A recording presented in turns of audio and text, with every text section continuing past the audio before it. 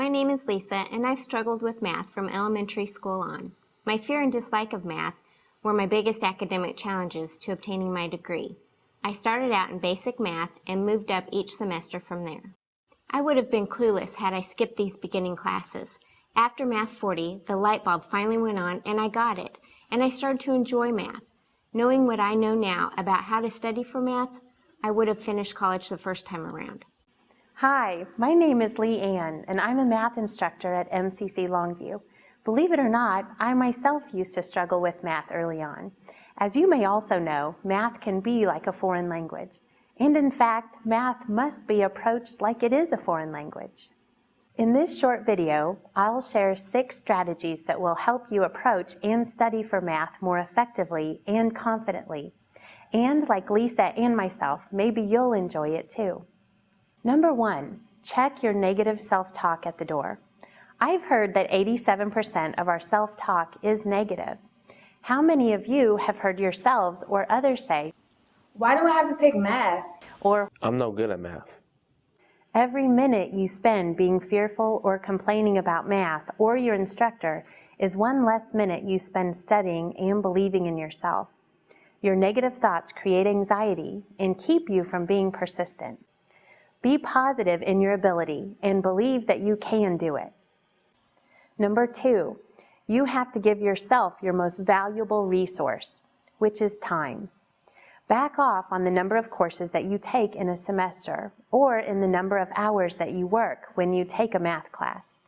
Create a routine and schedule time for yourself to study math at least 6 to 9 hours each week.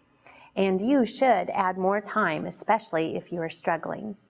Further, math is easier to learn in small bits rather than in large chunks. For example, it's better to study 6 hours spread throughout the week rather than 6 hours all at one time. Number 3, use the power of repetition and practice to create stronger math connections in your brain. Because the math you learn builds on itself, you'll want to reinforce the math connections that you're making. Think of it this way. Doing math well is a lot like hitting a baseball. When your math professor is standing up at the board explaining, she is showing you how to hit a baseball. You may watch and say, "Oh, I get it. I understand why she did that." But until you step into the batter's box and try it for yourself, your skill will not increase. Practice math by doing the homework, even if the instructor does not require it or give points for you doing that. Number 4, review where you've been.